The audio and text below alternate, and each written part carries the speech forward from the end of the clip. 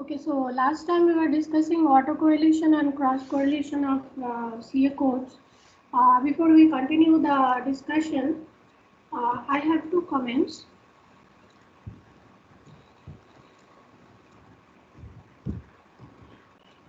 Last time by mistake I mentioned the length of sidereal ray as 23 hours 59 minutes and 4.09 seconds. It's actually 23 hours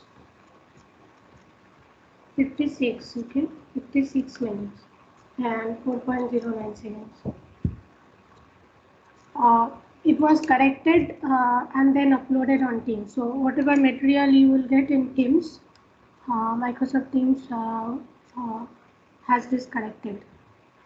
And the second comment, it's not a correction, it's a comment actually, is about this sync pattern. So last time we discussed that if you consider a single chip, then its frequency response is a sync pattern, right? So we have this wide sync pattern for a single chip modulated onto the carrier. And then we also discussed that the effects of multiple chips and navigation data change the amplitude of the sync pattern. And then if you consider multiple code periods, then you basically get a series of delta functions. So the resulting final pattern would be a series of delta functions shown by these blue arrows, whose amplitudes are modulated by the amplitude of this blue curve superimposed onto the sync function. But even after considering all these subtle effects, the dominant shape remains to be the sync pattern. Right? And then last time we also discussed the null to null bandwidth. So these are two null points, and the bandwidth, null to null bandwidth, is the basically the distance between these two nulls of the main lobe. So we noted that the higher the chipping rate, the more is the null to null bandwidth, because null to null bandwidth is equal to 2 by Tc. 1 by Tc is the chipping rate. So in case of the CA code, it is 2 into 1.023 megahertz. Therefore, by seeing the null to null bandwidth in the frequency spectrum, we can make out which code gives better range accuracy. Today, we'll know how basically higher chipping rate results in better range accuracy. Okay. But from the frequency response also, we can conclude that seeing the null to null bandwidth. Another importance of the null to null bandwidth is that it determines the sampling frequency of the receiver. But see, when the receiver processes the signals, it has to discretize the signal. No processing is possible in the analog domain. The analog incoming signal has to be discretized, and then the discrete samples are processed. So at what frequency will the signals be discretized? That is dictated by this null to null bandwidth. It is seen that if the sampling frequency is more than twice the null to null bandwidth, then in the discrete samples we have minimal distortion. You see, whenever we are discretizing the signal, we are losing some information. For example, in this case, if you consider the main lobe and the side lobes, they extend up to infinity, but the magnitude diminishes. Now, it is not possible in the discrete domain, it is not possible to take into account all the side lobes. But at the same time, we do not want to distort the information. So a rule of thumb is to select the sampling frequency as 2.5 times the null to null bandwidth. Then it is seen that the discrete signal will not have important information distorted too much. Therefore, by seeing the null to null bandwidth, we can also make out for receiver what should be the sampling frequency. If it is processing only CA code, then the sampling frequency would be 2.5 times, at least 2.5 times the chipping rate. 2.5 times the null to null bandwidth. If it also processes the PY code, the chipping rate is 10.23 megahertz. And null to null bandwidth is twice of that. And the sampling frequency has to be 2.5 times of that. It has to be much larger. So computational resources will be higher, right? So there is a trade-off. You cannot get higher accuracy without spending computational resources.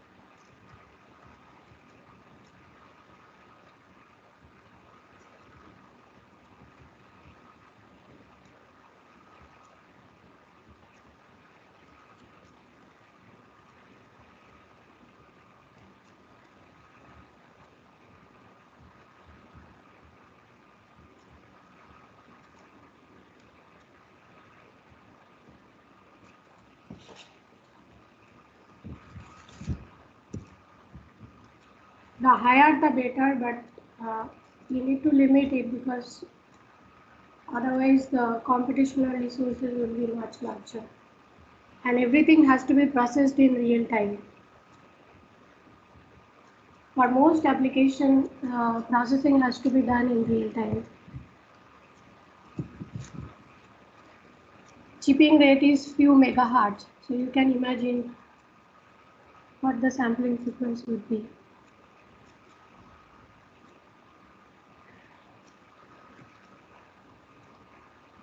Okay, so last time we were discussing the autocorrelation and cross-correlation functions towards the end. So let's continue with that. So this is the expression that we noted that we considered for the autocorrelation function. Here we have an integration and capital T is the code period. So in case of CA code, it is 1 millisecond. For other codes, it will be different.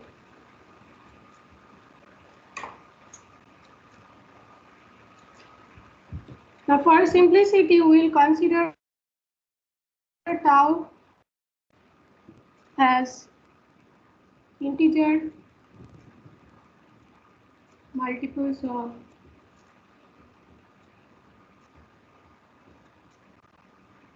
the chip duration, the chip width.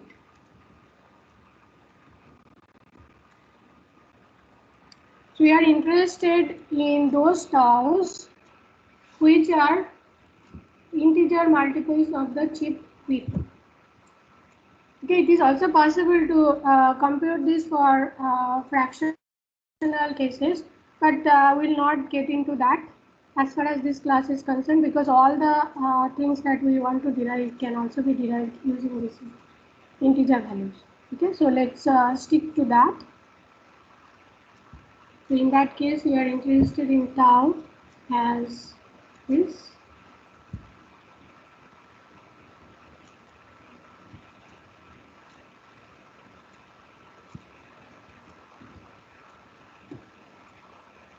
We are considering kth code.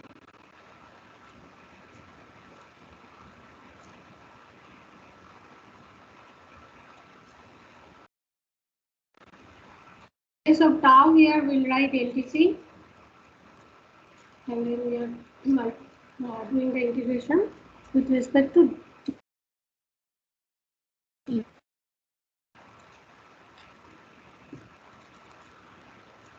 We know that we have a number of chips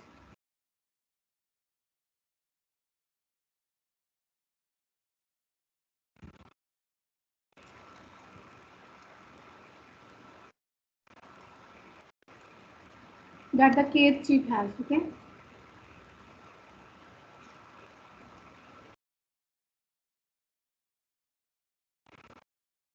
minus 1. Here we have 1, 1, 1, 1, 4 ones. Here we have 2 minus 1s. Here 1 minus 1, here 1 plus 1, and so on. So let's say this is the sequence. One is the first chip. Now it is cyclic in nature, meaning one code period gets over, another code period starts. You can start anywhere in between, and then from there, that chip you have to compute up. You have to count up to n chips, and then the same chip appears again. This is why I say it is cyclic in nature, because it is periodic.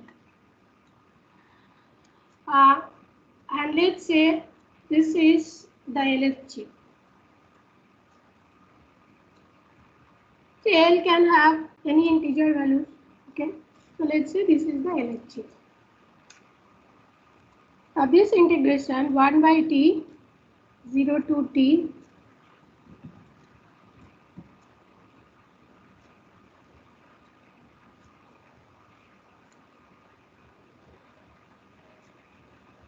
this we can divide into n small integrations, each of duration tc. Let's say this is the first chip.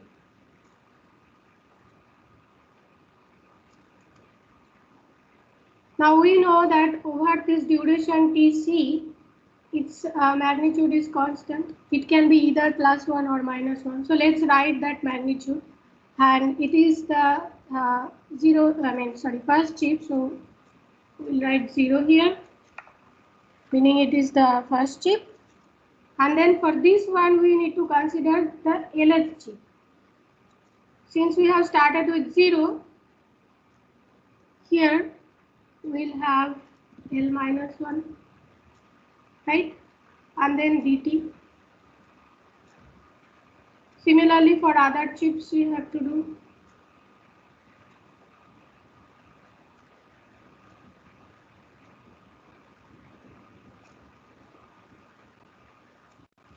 And so on. Now, what will be this equal to? See, this is constant, this is also constant over this interval TC. So we can take them out and then just do the integration, which will be TC. So we basically have this. This denotes the magnitude, either plus 1 or minus 1, and then TC. Similarly, for this integration also,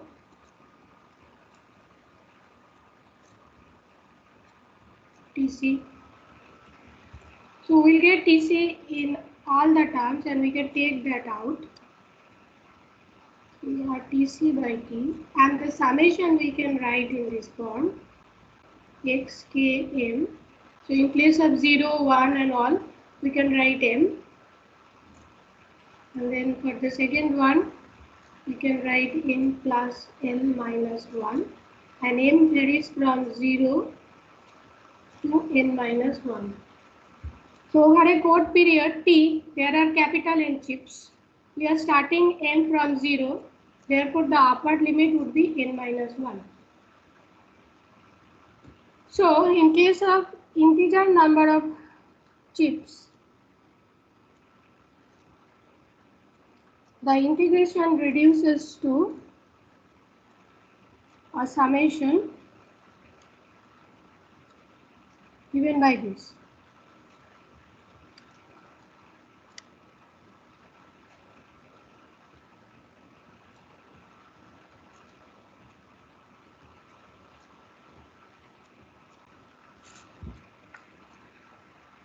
What is this equal to? TC by T? Can you tell me what is TC by T equal to?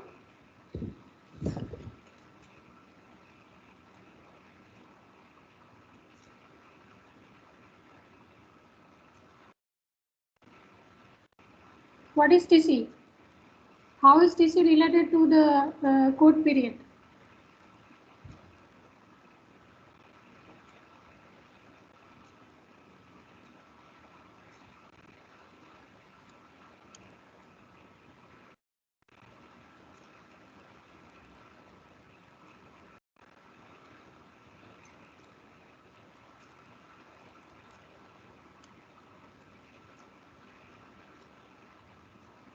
How is TC related to the code period?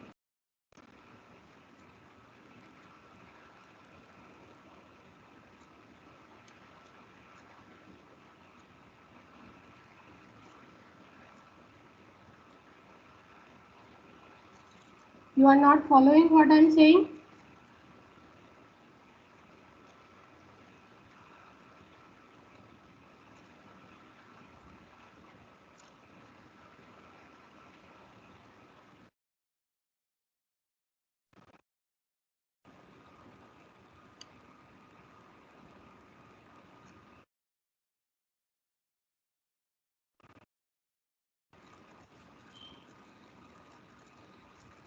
Are you following or not following?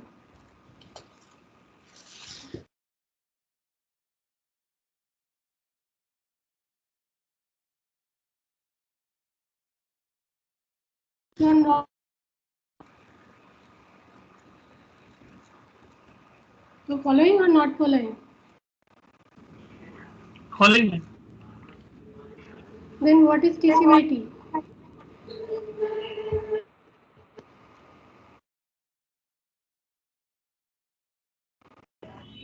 T is the code period and TC is the chip width. Yes. 1 by 1 plus 0 to 3 into 10 to 6. That is TC.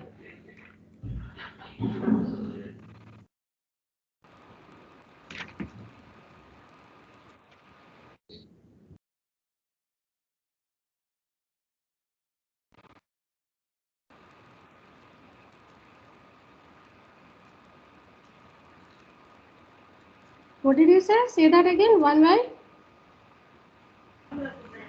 TC is nothing but ma'am 1 by 1 plus, sorry, 1 by 1.023 into 10 I am to asking 6. what is TC by T. I am asking what is TC by T. TC by T.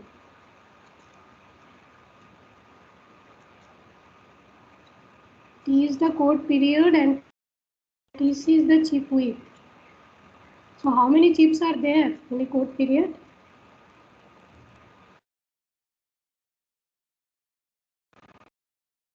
Murali, are you there? 1023 chips. Yes, ma'am.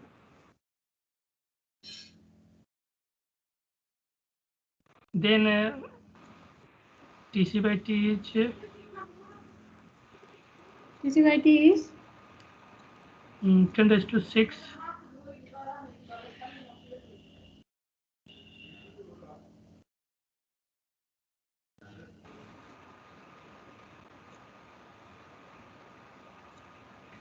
if there are 1023 chips in a code period, what is TC by T?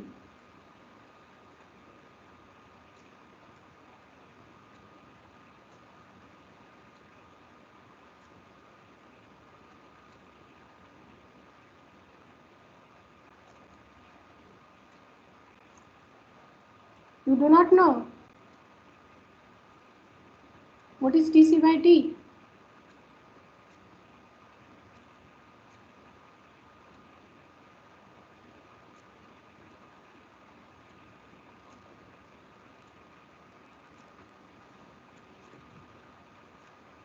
Murali, do you want to say anything? What is TC by T? Not sure, ma'am. I just know TC is 1 by 1.023. How many chips are there in a code period? 1023. Then what is TC?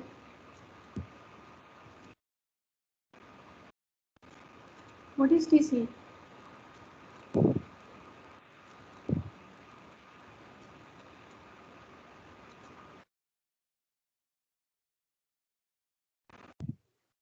Right? Whatever I am saying, you are not following, correct? Are you following or not? I am asking both of you. And there is no point in me just saying something and you are not following, right?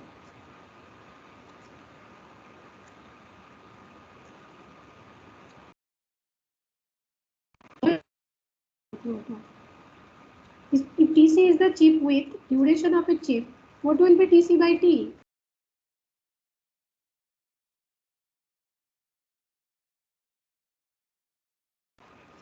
How many chips are there in a code period? And the duration of a chip is TC. Then what will be TC by T?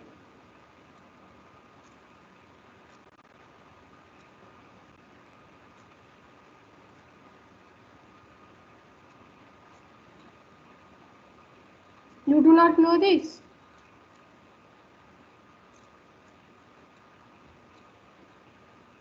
Sujit, you don't know this? TC is the chip width.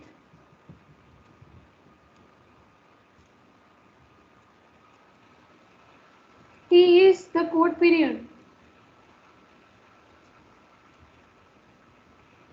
Chip width is the duration of a chip.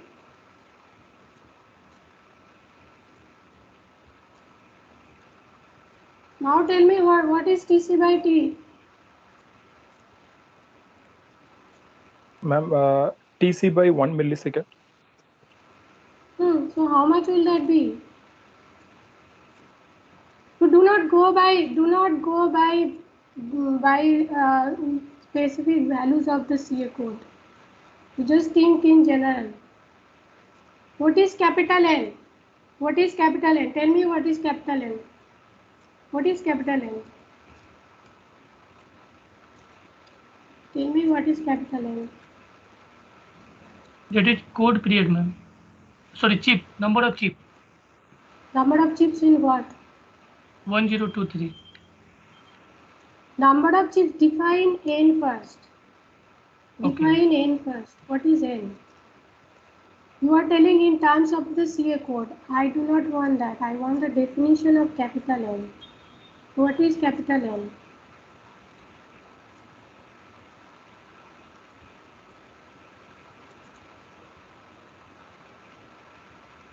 You do not know what capital N is?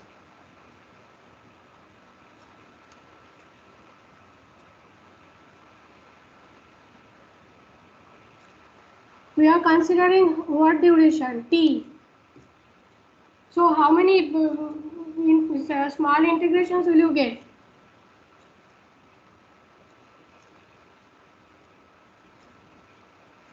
How many chips are there in a code period? What is the notation we are using for that?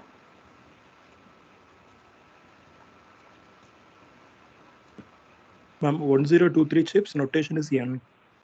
Then what will be TC by T? If there are capital N chips in a code period, T is the code period, TC is the duration of a chip, so what will be TC by T?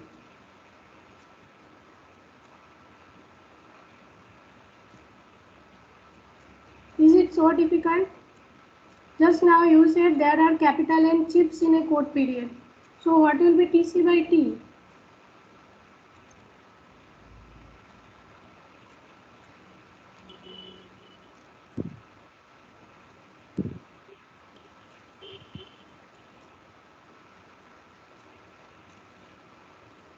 Each chip is of duration TC, right? And the total duration is capital T. So how many chips are there in a code period, capital T? Ma'am, TC by T is 1023. How? TC is 1023 times T. T is more or TC is more? Which one is more? Okay, first tell TC. me. Okay, TC okay. is more. TC is more or T is more? Murali, TC is more or T is more? Feel free to say if you are not following anything. T is more. Then Yeah, what T is is the more. relationship between TC and T? T is the code period, and how many chips? Just now you said how many chips are there in a code period? Capital N chips are there. Then what will be TC by T?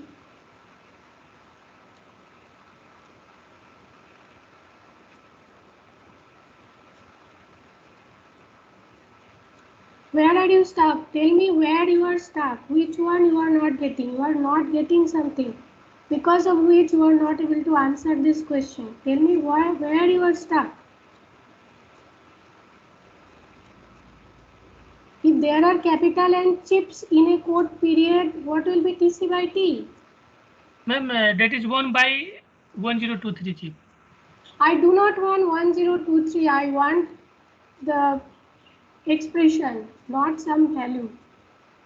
Okay.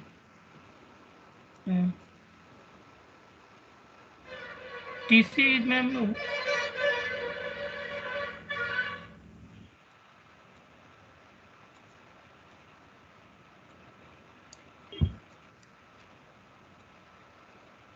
If there are capital N chips in a code period, so capital N chips are there in T.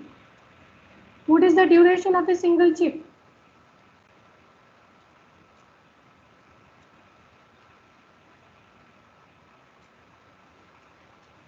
What is the duration of a single chip? It is written here, TC. Then what will be TC by T?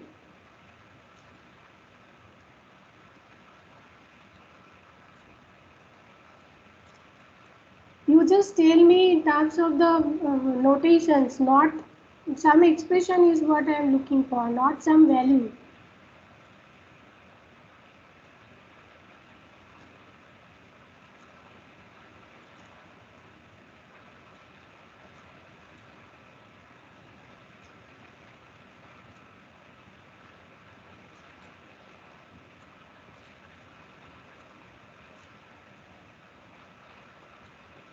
Can you tell me how TC is related to T? In a code period, how many chips are there? Just now Murali said that N chips are there. And what is the duration of a single chip? Murali, what is the duration of a single chip?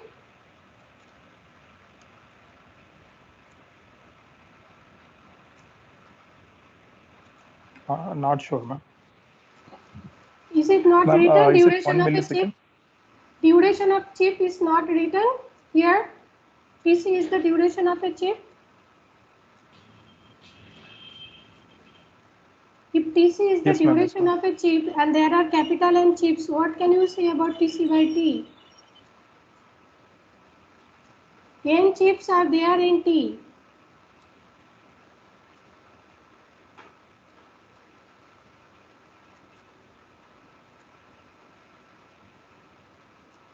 Ma'am, duration is 1 by 1.023 into 10 power 6.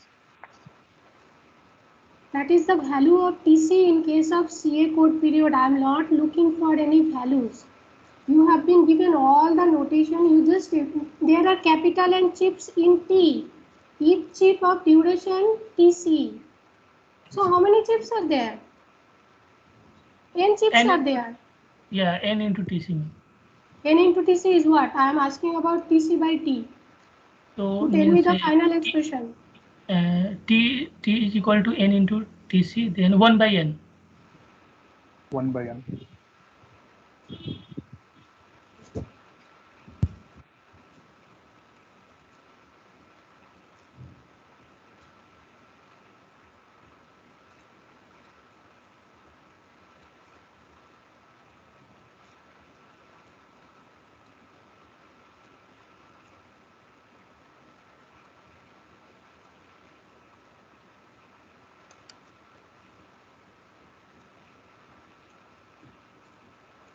So this X here denotes the amplitude or magnitude of a chip. It can be either +1 or -1. So we can have +1, -1, +1, +1, -1, -1, -1, +1, 4 possibilities.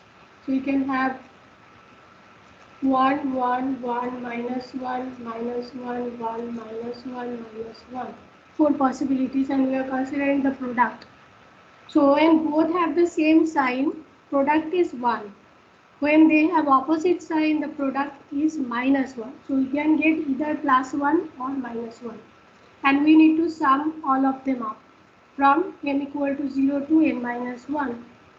Now when we get +1, meaning both have the same sign, we just write number of agreements.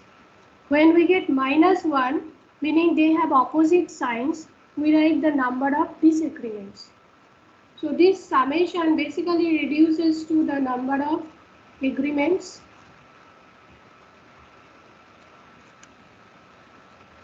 minus number of disagreements.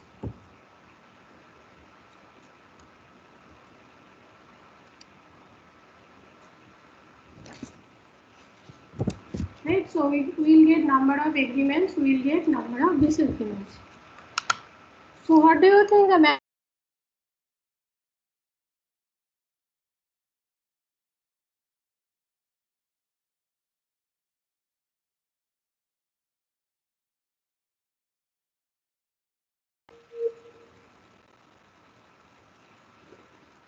Are you able to hear me? I lost the connection. Yes, ma'am. So we have the number of agreements and number of disagreements. The number will always be less than capital 1 or less than or equal to capital 1. So what will be the maximum value of this?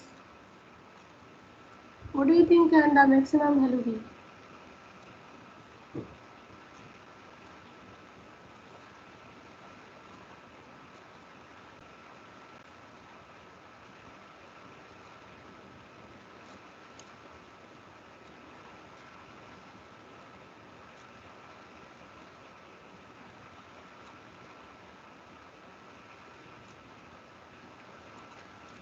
When do you think the maximum will occur?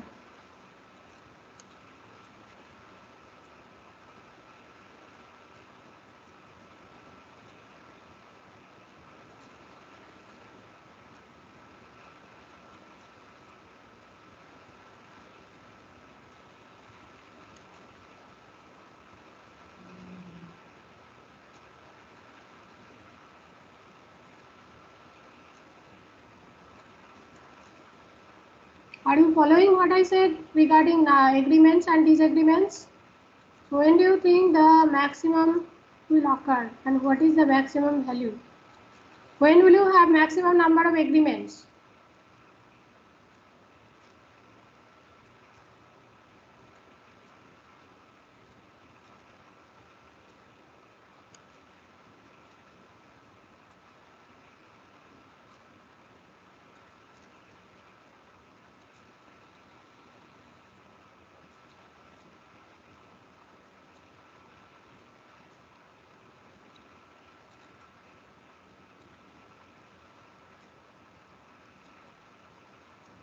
You do not know when you can have maximum number of agreements. If there are capital N values, you need to consider.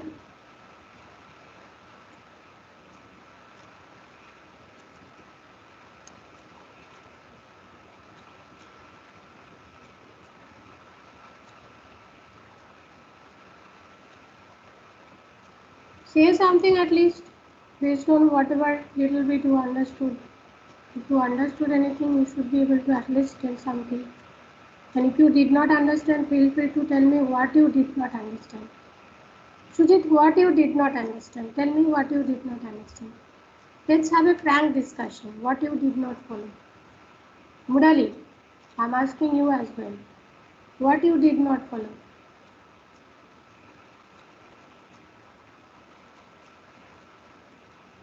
So you probably did not get something, right? So what is it you did not understand? Tell me that first.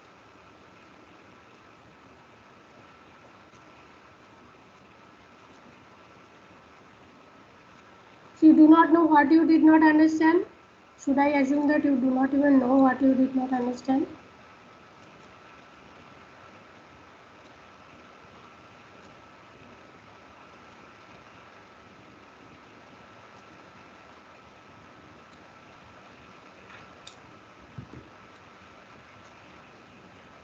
Should I assume that you did not understand anything, Sujit?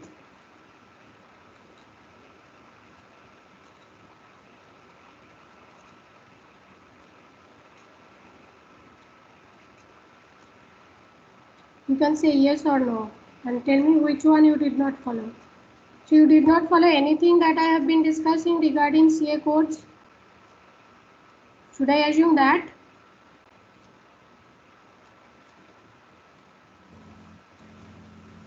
No, ma'am. So which one you did not understand? So number of agreements, number of disagreements, do you follow that? Number of agreements and number of disagreements. Do you understand that? Why I wrote number of agreements and number of disagreements?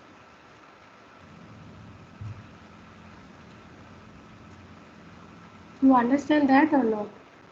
No, ma'am.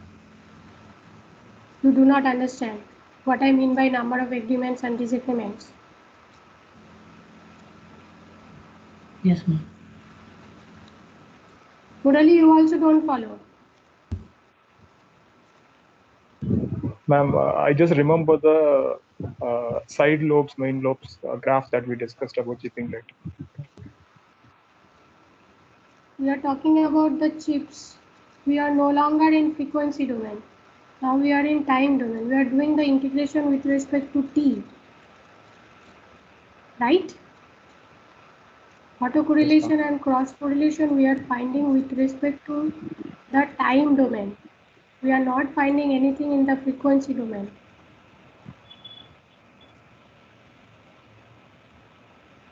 Whatever we have written here. So they can have 4 possible combinations, right? You understand that this is, there are only 2 values. One of the 2 values that each of these x can take here. Here I have written, right, +1, -1. So this can be +1, this can be +1, right? Then what is the product equal to? If both are +1, these are the possibilities I wrote. +1, +1, you get +1, right? You follow that? You get +1, -1, you get -1. -1, +1, you get -1. -1, -1 product is +1. So when they have the same sign, the product is always 1.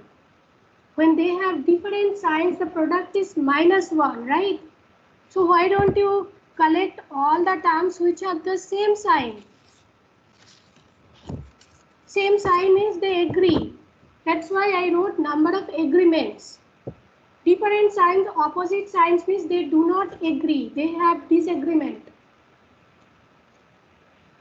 And that will result in -1. The product will be -1. This is why I said number of disagreements. So you have to subtract the number of disagreements from the number of agreements. Do you follow now? Or you don't even follow now? Yes, ma'am. Follow. Then tell me what could be the maximum value? What could be the maximum number of disagreements? So you are subtracting the number of disagreements from the number of agreements. When will it be maximum? When you have 0 number of disagreements, right? Yes, ma'am. And what is the maximum number of agreements you can have? If there are capital N chips, so you have capital N terms here, right? N is varying from 0 to capital N -1. You have capital N terms here. So what could be the maximum value of the number of agreements? If there are capital N products? Capital N, ma'am. Capital N, so that is the maximum value you can have.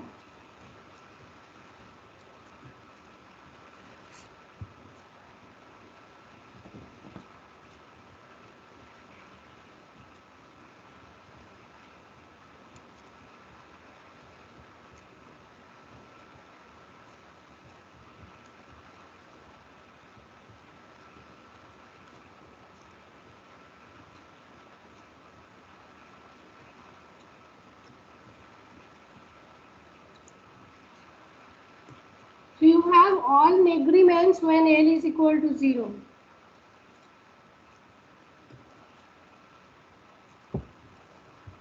In case of cross correlation,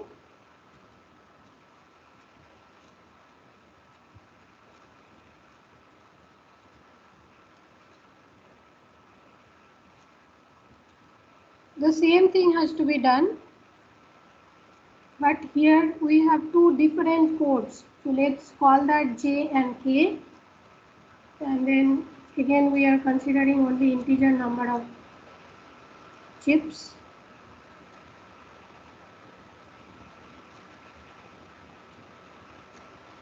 The same summation.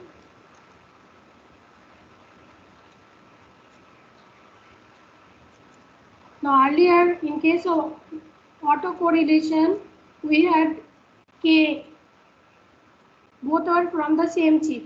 But now we are doing the same thing with two different chips, two different codes. So one is J, another is K. The superscript denotes the code.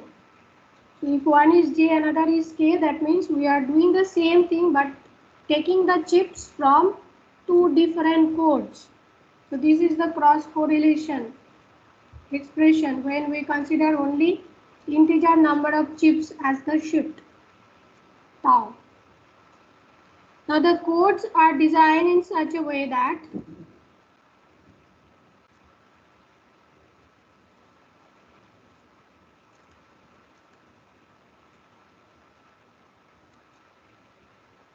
the autocorrelation will be something like this.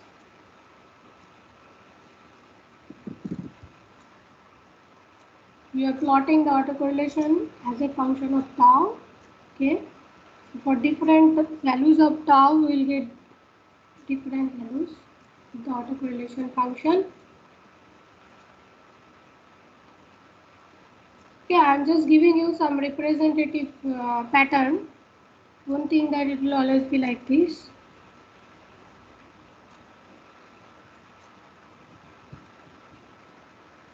And it continues. It is symmetric about the y-axis. This is 1, maximum value is 1. Here I am giving the autocorrelation function for the same code.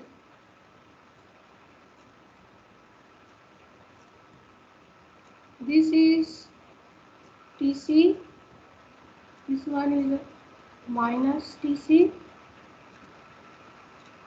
Okay, his value is 65 by 1023.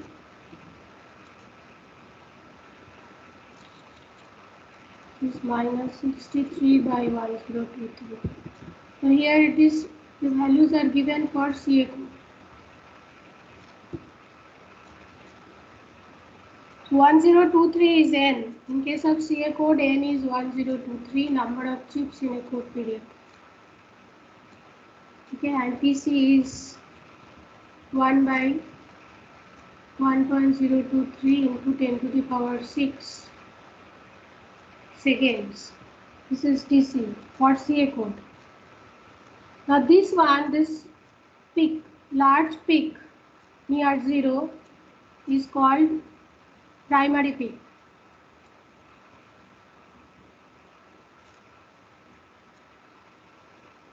All others are secondary peaks. So these are secondary peaks.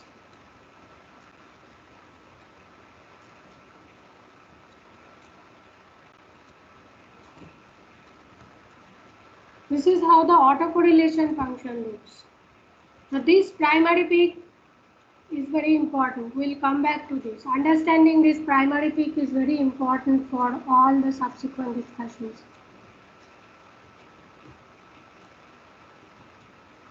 Then the cross correlation function.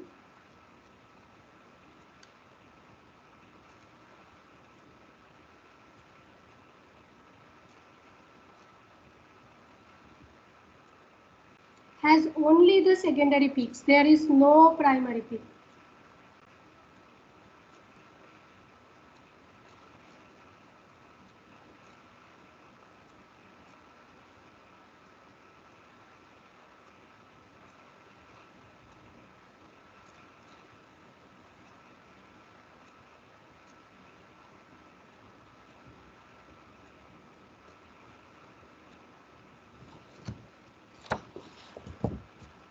Values are given for CA code.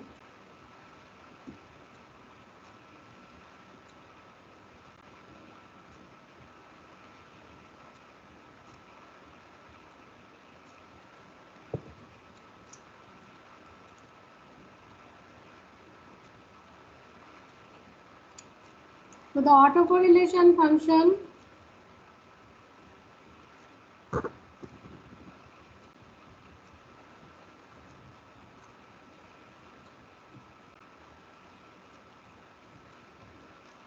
has a primary peak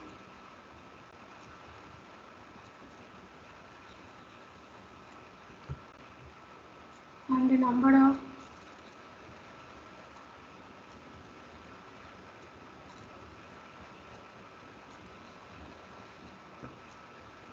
secondary peaks, whereas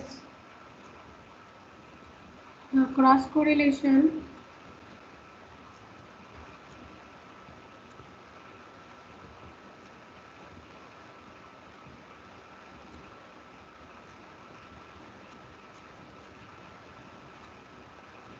function has only secondary peaks. The primary peak is absent. The primary peak is absent. Now, using this property, it is possible to identify a satellite, whether a satellite signal has come or not. How does it? How the receiver does it?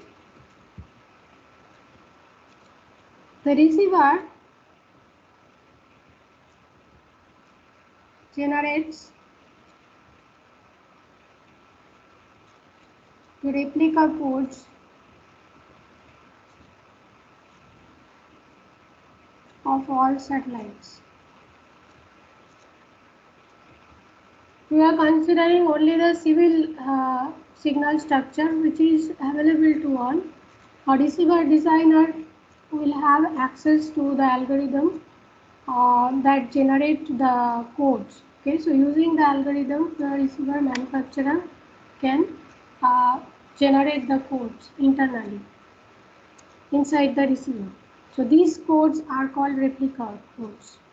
The receiver internally generates replica codes of all the satellites. Okay, and correlates the codes with the incoming signal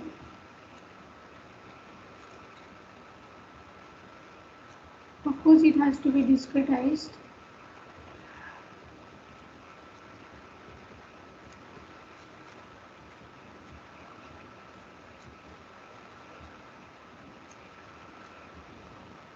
For different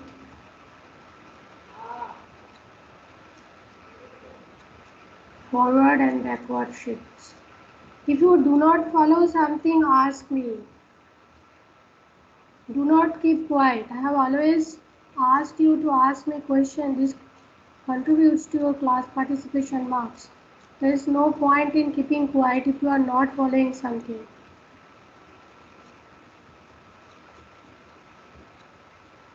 So what does it mean? Here we have shown the autocorrelation function for the same code.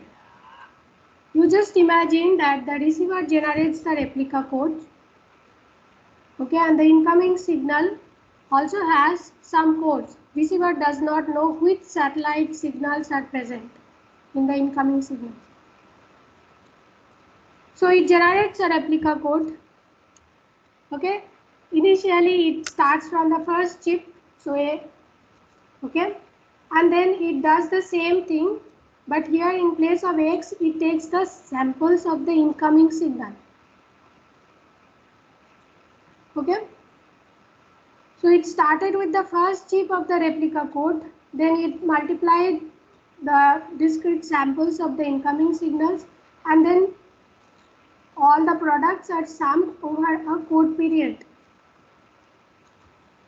So this will give one autocorrelation value. Next time, what it will do, it will, instead of starting with the first chip, it will start with some other chip. It can go backward, it can go forward because it is cyclic in nature. After the completion of one code period, another code period starts. So either it can go forward or it can go backward. So for a different chip, if it does the same thing, it will get another correlation, autocorrelation value, right? So for different shifts, it will get different correlation values. Is this clear to you or not? If you do not understand this, you will not be able to follow subsequent discussions.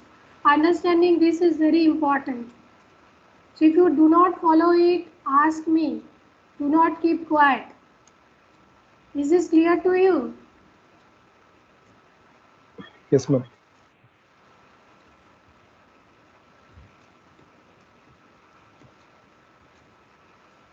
So this is what is written. With the discretized incoming signal, different correlation values are generated for different shifts of the replica code. And then you consider the maximum of all correlation values.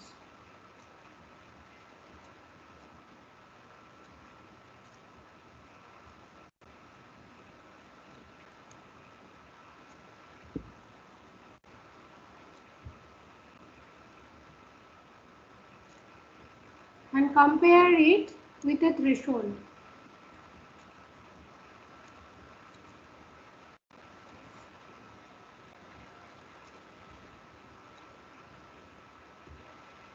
If it crosses the threshold,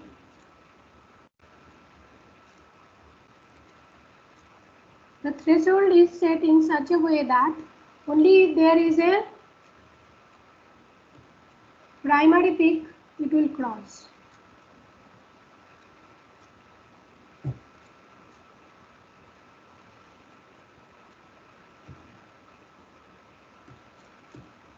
Ideally.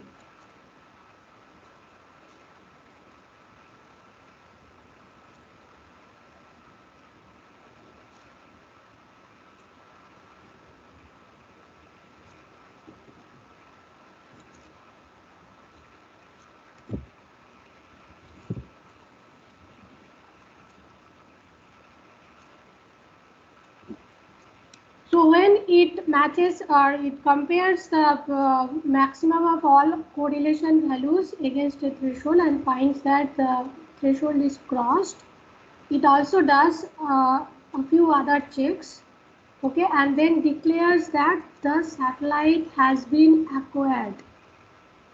The satellite signal is present. But if the satellite signal is not present, then after correlation, it will actually get the secondary peaks. And in ideal case, the secondary peaks should not cross the threshold.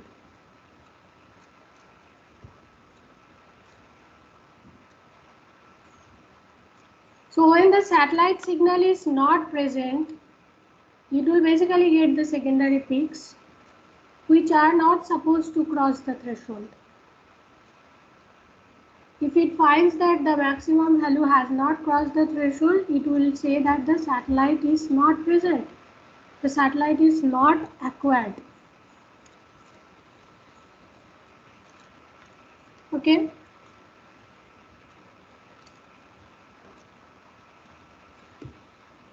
Also note that when the satellite is acquired, it gets this peak generally. So this means, let's say this is the incoming code.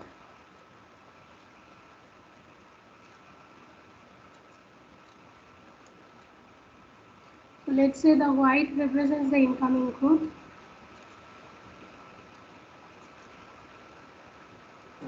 And green is the replica that the receiver generates.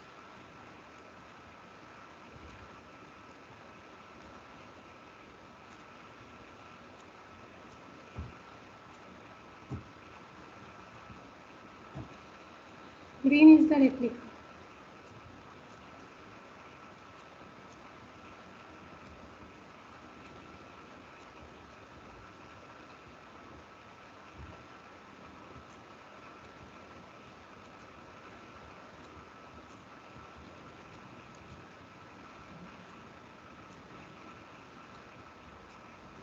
So after acquisition,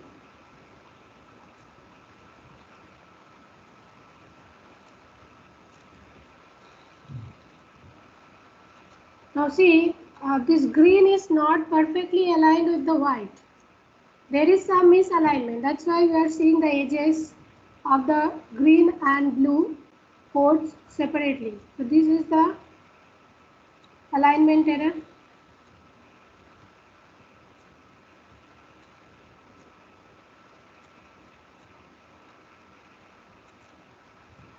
Now after acquisition, the alignment error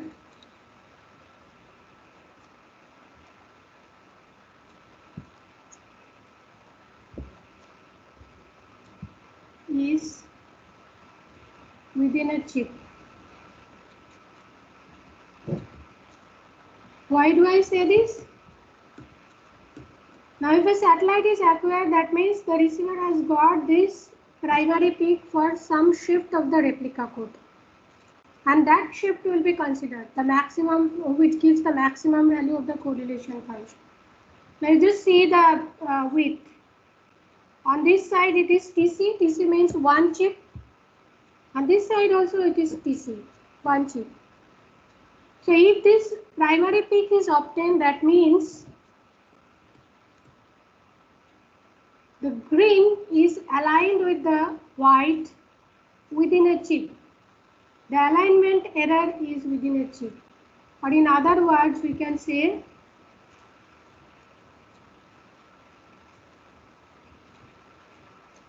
the replica is aligned with the incoming code